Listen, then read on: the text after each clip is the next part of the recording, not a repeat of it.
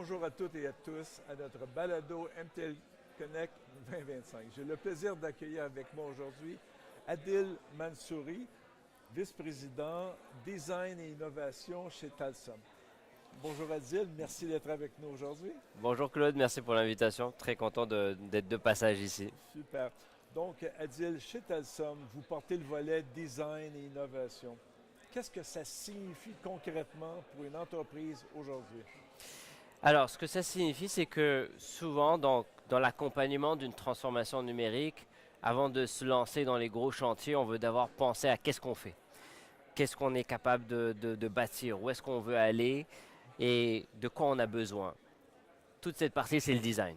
Donc, c'est de partir vraiment des besoins d'une entreprise, des besoins d'affaires, établir une vision très claire, se dire c'est dans cette optique qu'on veut se développer, c'est vers cet état-là qu'on veut aller, et donc comprendre un peu les requis dont on a besoin. Et donc, on vient designer ou designer qui veut tout simplement dire euh, créer, définir un plan pour pouvoir arriver donc à notre transformation à laquelle on veut aller et donc d'arriver finalement à notre objectif. Et donc c'est ce qu'on fait, le design c'est ça et l'innovation c'est d'essayer de trouver les leviers qui sont ceux d'innovation pour essayer donc d'arriver à atteindre certains objectifs stratégiques d'entreprise qui sont un peu plus différents de ce qu'on ferait d'habitude, mais qui nous permettent de rester à la page et de rester un peu, j'ai envie de dire, avoir une place stratégique dans l'organisation, dans l'écosystème dans lequel on est.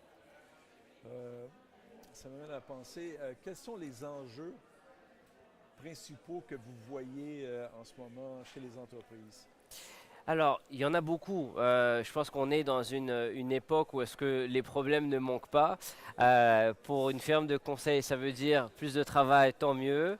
Mais ce qu'on voit principalement, c'est une accélération un peu de la réflexion autour de que veut dire l'IA en entreprise. Donc, on est en transformation numérique, donc on entend parler de l'IA, mais on ne sait pas par quel bout le prendre. On a vu pendant ces 2 dernières années beaucoup d'investissements pour tester, exploiter un peu partout l'IA, mais comme l'a prouvé l'étude du MIT dernièrement, qui est sortie courant donc du mois d'août, avec presque de 40 milliards d'investissements, le nombre d'entreprises qui ont eu un retour sur investissement était seulement de 5%. Donc 95% d'entreprises n'ont pas encore vu de retour sur investissement sur l'IA. Donc, l'un des gros enjeux qu'on voit aujourd'hui, c'est d'établir une stratégie vraiment d'adoption de l'IA pour qu'elle ramène finalement toute la promesse au fait qu'est celle de l'IA, qui répond à l'autre enjeu aujourd'hui, qui est celui de l'optimisation des opérations et des processus. C'est pas un secret, je pense, pour personne.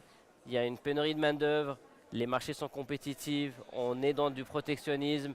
Donc les entreprises sont amenées à faire autant, si ce n'est plus, avec moins.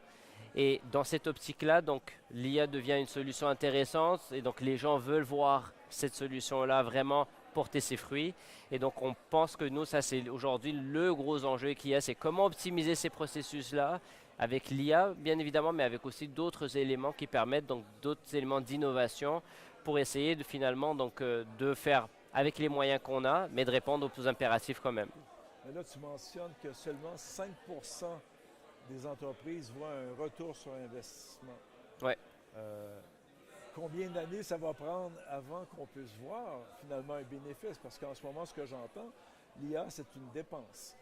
Absolument. Aujourd'hui, ça a été, je pense que beaucoup d'entreprises ont voulu prendre le train de l'IA, se sont lancées dans des expérimentations un peu partout. Est-ce qu'on a décentralisé vraiment l'IA dans les équipes? On a dit allez-y, testez, on a acheté des licences, on a voulu que les gens testent des copilotes, des ChatGPT et autres. Ce qui a été une erreur dans l'approche, on va dire, ou ce qu'on a vu comme étant vraiment les enseignements, c'est qu'on a essayé de prendre l'IA telle qu'elle et de la coller sur les processus et les façons de faire actuelles. Et donc, en tant que designer, justement, nous, ce qu'on leur dit, c'est qu'il faut que l'IA aujourd'hui redéfinisse le quoi et pas le comment.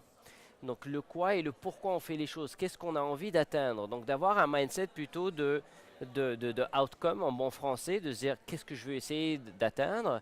Et donc, c'est cet objectif-là, c'est cet ROI-là, c'est cette optimisation des processus, c'est cette optimisation des façons de faire, de dire, OK, voici un état des lieux qui ferait que j'aurai un succès, et de repenser donc finalement toute cette fonction d'affaires et ce processus-là de telle sorte à ce que ils soient un peu plus AI native, donc réfléchis avec l'IA, et non pas réfléchis dans notre façon de faire actuelle, à laquelle on vient coller en fait aujourd'hui une IA pour dire ah mais ok on automatise certaines tâches et ainsi de suite. Non, il faut revoir le processus end-to-end vraiment, se dire là-dedans comment est-ce qu'on est capable de réfléchir l'ensemble pour créer justement ces gains-là. Donc combien de temps ça va répondre Claude pour répondre à ta question initiale? Tout dépend de combien de temps est-ce que les entreprises vont vouloir prendre le problème vraiment à la source. Et c'est ça ce qu'aujourd'hui on essaye de les amener à dire. Et il est temps de prendre le problème à la source plutôt que de prendre justement une approche plus par piecemeal, un petit peu comme si. Donc, ce n'est pas vraiment d'installer une solution qu'on pense toute faite. Il faut réfléchir et trouver la place à l'IA dans les processus, finalement. Absolument. Puis je dirais même de repenser complètement le processus. Aujourd'hui, il faut se dire, si je fais du marketing d'une telle façon, où est-ce que j'envoie des emails, je reçois des campagnes, j'envoie des campagnes, je contacte, et ainsi de suite, ce qu'il faut repenser, c'est qu'est-ce que j'essaie d'arriver, à quoi j'essaie d'arriver. J'essaie d'arriver à certaines clientèles, à la fidéliser, et ainsi de suite. Et donc de partir de cette prémisse-là pour se dire, mais est-ce que je peux revoir tout ce que je suis en train de faire? Est-ce que je peux re-questionner vraiment l'ensemble de ma chaîne de valeur au niveau du marketing? Et en introduisant l'IA. Donc, ça vient, on réfléchit finalement à la fonction plus qu'à la forme. Et ça, c'est quelque chose qui est un peu difficile parce que, bien évidemment, ça vient challenger tout le statu quo d'une entreprise. Donc, c'est là où est-ce que ça va prendre le temps pour une entreprise d'avoir le courage de se dire, ça va être beaucoup plus long que ce qu'on pense aujourd'hui, peut-être parce qu'il faut que je repense, que je requalifie un peu mon processus d'affaires et pouvoir introduire là-dedans vraiment une façon de réfléchir différente qui est plus AI native, au fait. Donc, évidemment, les entrepreneurs doivent repenser, mais justement, quels conseils donnerais-tu aux organisations, aux entrepreneurs qui veulent tirer profit des révolutions technologiques?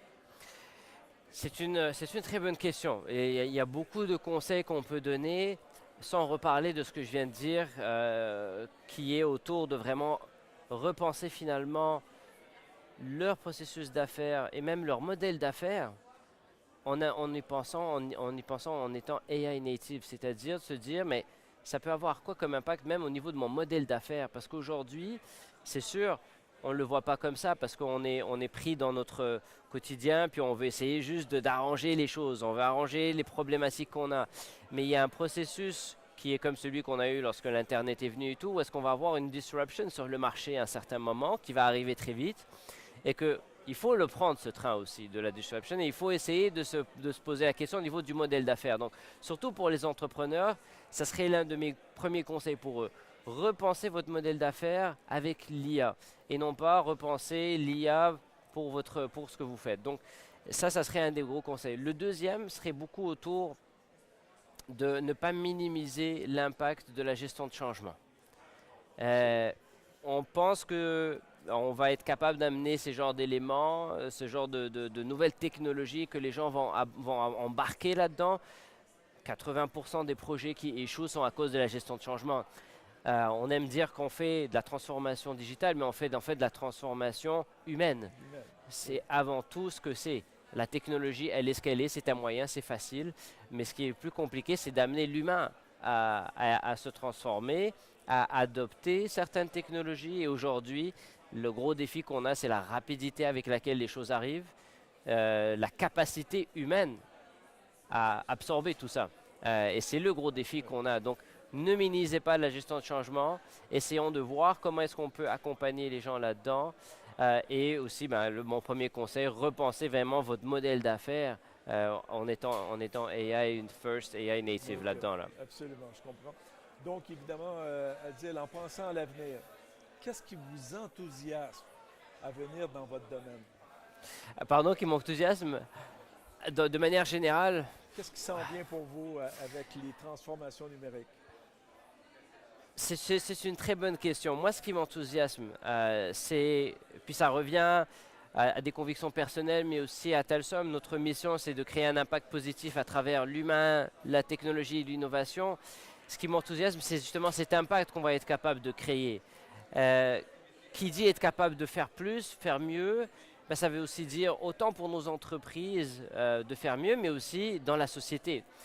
Et j'espère que on va être capable, comme d'autres aussi entreprises, de comprendre qu'on a un rôle social qui est important et d'accompagner les entreprises dans ce rôle social en leur disant, ben, si vous arrivez à faire plus et à faire mieux, faites mieux pour vos communautés, faites mieux pour la société, impliquez-vous aussi dans ce qu'on a comme impact aussi donc, dans l'économie, parce que les entreprises privées ont un impact très important. Donc, moi, ce qui m'enthousiasme, c'est de voir un peu grandir cette responsabilité sociale dont on parle, mais à un niveau beaucoup plus grand, à un niveau où est-ce qu'on implique les gens dans l'entreprise, on implique les communautés, on s'implique dans nos communautés aussi.